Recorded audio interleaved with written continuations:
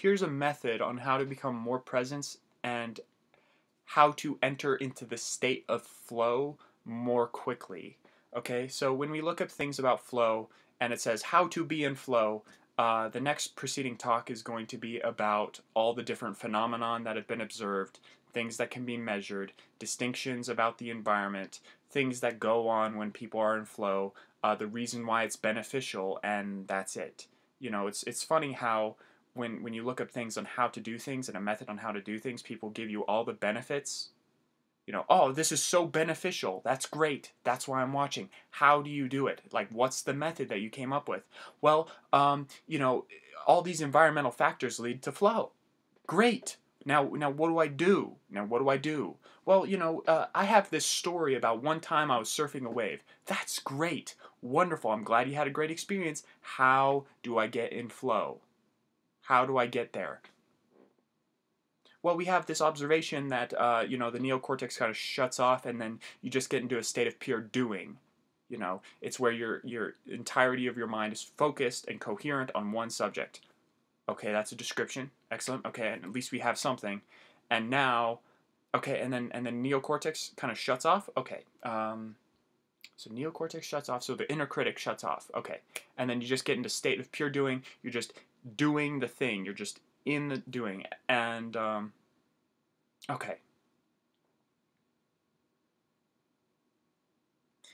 Then there's observations about the different waveforms, right, in the brain, right? The more your neocortex is chattering, the faster the brain waves, and then the slower that down. So that's just an indication of what the brain's doing. Okay, we can just leave that aside. So how do we get to a place where we're doing less and less, right? Because apparently it's all about doing less and about thinking less and less and doing more, right? People think that when you're in flow, you're actually really thinking, but you're not.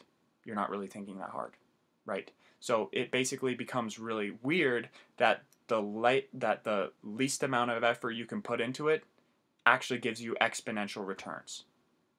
That's very interesting. Thinking hard is actually detrimental to being successful. Is actually detrimental to actually learning faster than if you thought relaxed. So it's all about relaxation in the present moment. Okay, now we got some things to work with. Here's the method. Now the method is hard. Okay, the method is hard. So how do you get into the present moment? Well, we experience the present moment through our senses. So wouldn't it make sense that all we do is that we cycle through the senses? We go visual, we observe everything that's visual. Audio, then we listen to everything that's going on audio. Kinesthetic, how does it feel? How does the room feel? How does this feel? So you're just trying to get into the present moment, right? The present moment or experience that you're going for. So you nail the visual. You just focus on visual for 1 second. Then you focus on the audio for 1 second. Everything else, you ignore everything else. Then you focus on the kinesthetic for 1 second.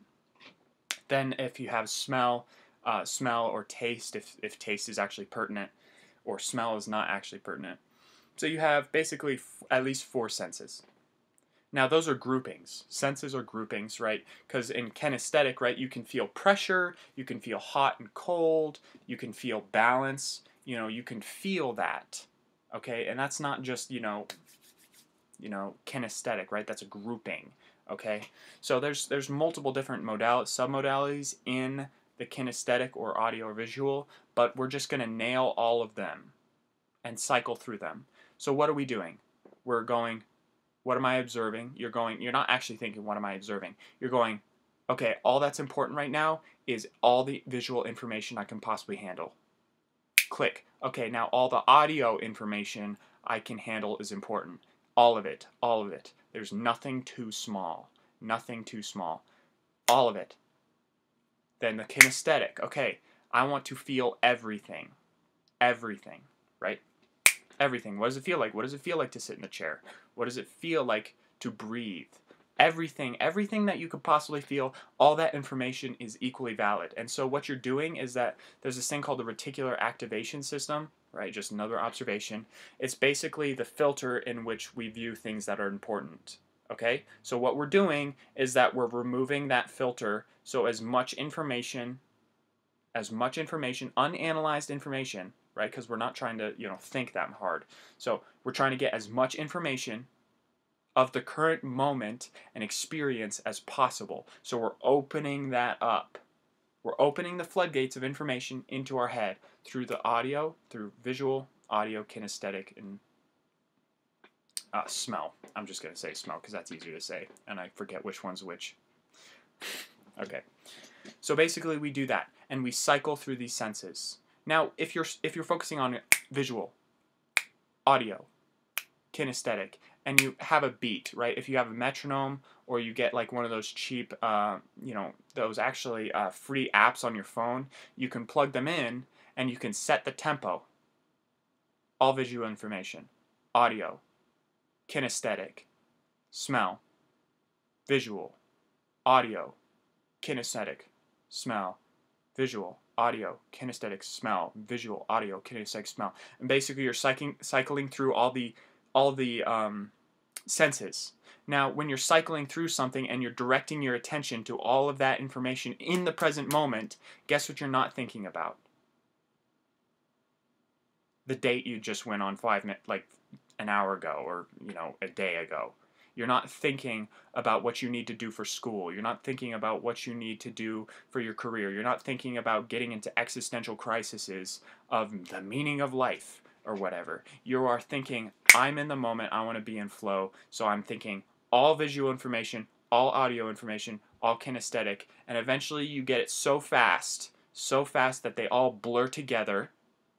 Now this is hard, because you're going to get faster and faster and faster, and eventually you'll be able to cycle it, right? And eventually you'll group them together, right? So you'll have the audio, visual and audio kind of coming together and the relationship merging, and then you have the other ones coming together, and then eventually you get into bigger and bigger and bigger and bigger and bigger cycles and bigger in groups, and you're grouping more together so you can get faster, right? Because if you're going through all this information so fast, you're not going to be able to think. You're just cycling through the information using your awareness. And guess what? It's all on the present moment. It's all on the things that you're experiencing right now. It's no BS from the past or the future, or the past or the future. It's no BS. No thinking, no fantasies. You're just thinking about all the sensory information right now. And you have control. Now, you do that faster and faster, you're going to get more and more into the present moment, and it's going to get easier. Now, this is hard. So is meditation. So is sitting there in a corner doing nothing for different reasons. Yeah, but that's a method on how to get into the present moment and feel and see and hear as much information as you possibly can, and widening your ability to perceive the world. That's how to be more present. That's an actual method, not just some BS, okay? Not just some fake intellectual doing, saying, oh, benefits, That's great. Yeah, that's why I was trying to, learn a method, right? And here's a method. You cycle through all the senses, and you get faster and faster and faster, and you use a metronome, and then you try to broaden it, get faster and faster and faster. They all blend together, and eventually you can sit there in the present moment and focus on all the sensory data that's coming in, and that's all you're focusing on. And guess what? All we have to do then, if we want to be in flow, is put all that data and just make it coherent in the thing that we're doing. So we're experiencing the things that we're working on fully. That's what flow is. You're experiencing doing fully. Experiencing actual acting fully. And then it has some metaphysical meaning too. And the whole point of this is to get more and more relaxed. So as you're doing this, you're focusing on being relaxed. You're gathering the information passively, right? You're just training the skill, and then you're trying to relax as much as possible to slow down those brain waves, right? But you're directing your focus on all the information of the present, and that also fulfills the requirement of flow, or at least what the scientists observed. So that's the method. That's the method of getting into flow and being present. So I hope you enjoyed. Please comment below or like this post. Thanks.